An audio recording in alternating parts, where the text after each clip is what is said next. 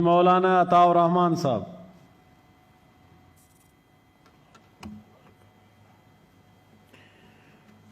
بسم اللہ الرحمن الرحیم. میں نے ایک توجہ دلاؤ نوٹس جمع کرایا تھا. جی معزز ایوان کی توجہ ایک اہم مسئلے کی طرف دلانا چاہتا ہوں کہ ڈیرہ غازی خان میں ایک قصبہ ہے جس کو جھکڑ امام شاہ کہتے ہیں. وہاں ایک شخص جاوید ولد غلام رسول نے قرآن پاک کی بے حرمتی کی.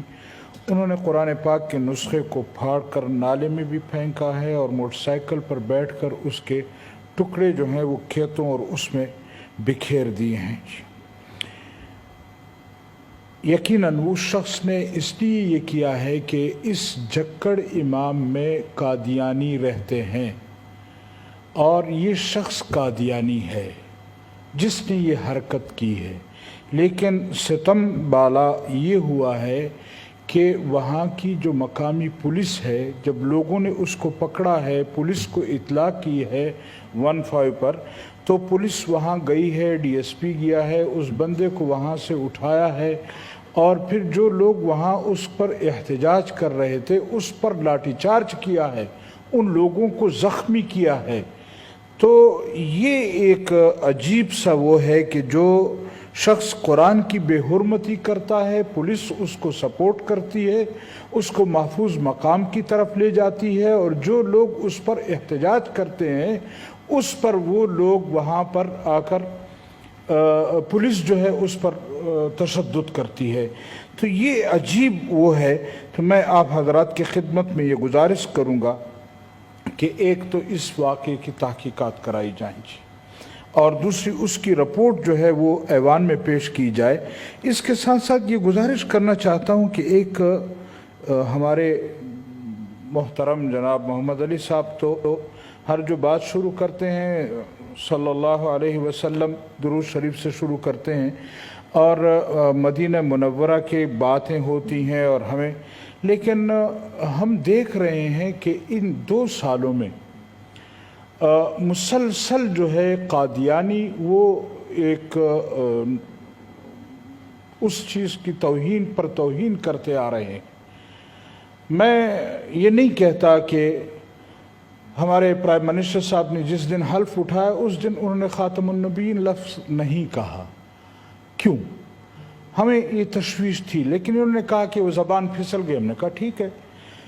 اب اس کے بعد آسیہ ملعونہ کا رہا ہونا، یہاں سے چلے جانا، اس کے بعد مختلف ایسے واقعات جس کو اگر میں گنوں تو شاید یہ وقت اجازت نہیں دیتا، لیکن آئے روز قادیانیوں کی سپورٹ کی جا رہی ہے، قادیانیوں کو جس طرح وہ کیا جا رہا ہے، پروموٹ کیا جا رہا ہے. یہاں اسلام آباد میں مندر کا افتتاح، یہ چیزیں یہ کیا ہے؟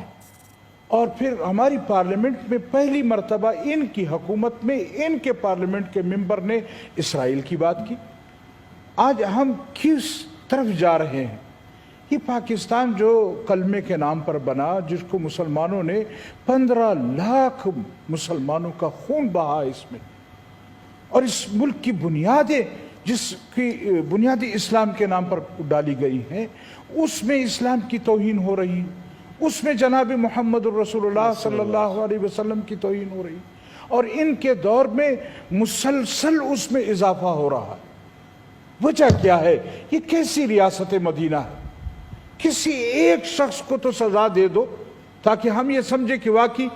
اور اگر یہ لوگ یہ کام نہیں کرتے اور اس طرح قادیانیت کو پروموٹ کریں گے، اس طرح اس کو سپورٹ کریں گے، تو پھر جو پشاور میں فیصل خالد نے کیا ہے، یہاں اس طرح کے واقعات رونما ہوں گے، اس طرح کی باتیں سامنے آئیں گی، اور پھر ہمیں کہا جائے گا کہ اس نے تو بڑا غلط قدم اٹھایا تھا، کیوں کسی کو ماورائے عدالت قتل کیا تھا، لہذا اس کی سزا ہونی چاہیے.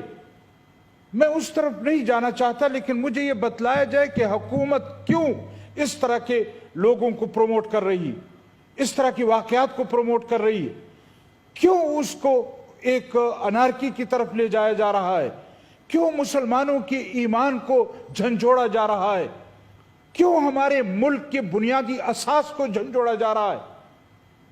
जमीयत उलमा इस्लाम ने पहले दिन से वजाहत की है कि ये हुक्मरान ये हमारे मुल्क के नहीं है, ये बैरूनी कुव्वतों के एजेंट हैं।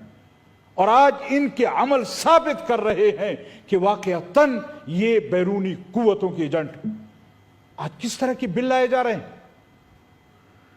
और साहब FATF को बहाना बनाकर कि हम ग्रे लिस्ट से निकल आएंगे, हमारा ये हो जाएगा, वो तो अपनी जगह, लेकिन इस तरह की बातें ये जो हम देख रहे हैं कि जक्कड़ इमाम शाह का जो वाक़या हुआ है, यहाँ कादियानियों की वो महल्ला है, ये शख्स कादियानी है और इसने कसदन अमदन ये काम किया है और आज पुलिस के वो उठा कर ले गई है महफूज मकाम पर। कल यही शख्स जो है बाहर मुल्क चला जाएगा और यही हुकूमत उसको सपोर्ट करेगी। लिहाजा मैं मुतालबा करता हूं आज के इस ऐवान में आप हजरात से कि इसकी मुकम्मल रिपोर्ट और जिस पुलिस DSP ने उसको सपोर्ट किया है और वहां पर जो जुल्म किया है, मुसलमानों पर जो तशद्दुद किया है, उसकी रिपोर्ट मंगवाई जाए और यहां सेनेट में हमारे सामने पेश की ये जाए। रिपोर्ट मंगवा लें चीफ सेक्रेटरी पंजाब।